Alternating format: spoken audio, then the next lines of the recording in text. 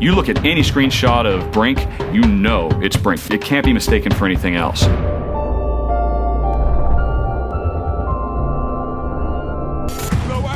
When we first started talking about this game, we did kind of have this vision of a super photorealistic game. Well, everyone's done the realistic thing. We didn't want to do something that's done 1,000 times before. It wasn't until Olivier sort of came on board where we actually came along with the ultra-realistic, sort of exaggerated toon style. Olivier and I argued about that stuff for a while. Olivier had this vision for the artistic style of the game, the characters, the environment, and he's stuck with it. They were a bit cautious at the beginning. We are navigating between realism and sometimes a bit more cartoony. Any sort of detail would be oversized. Because of this really fast-paced action and combat game, you have to quickly identify who's in front of your gun. So having this kind of exaggerated style makes things easier for everybody. The facial animation, that's something that is quite difficult to achieve.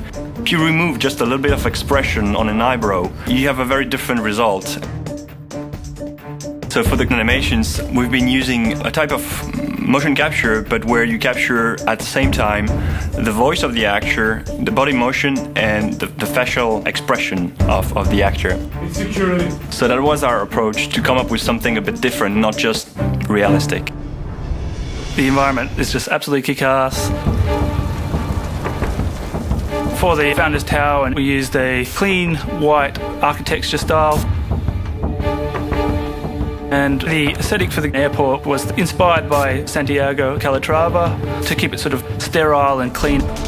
As you head further south to the areas where refugees are arriving, you enter more shantytown-like features, clearly inspired by favelas from Rio de Janeiro. Everything is working now. It looks great, so yeah, I'm proud of what we've been doing. It's awash with colors. It's awash with vibrancy. It's a lived-in world that you can just, reach into the screen and feel like you understand it, like you're living there yourself. It's absolutely perfect. In fact, right now, Olivier has a huge piece of paper on the back of his screen. We proved that the style was working. Color is back in shooter games.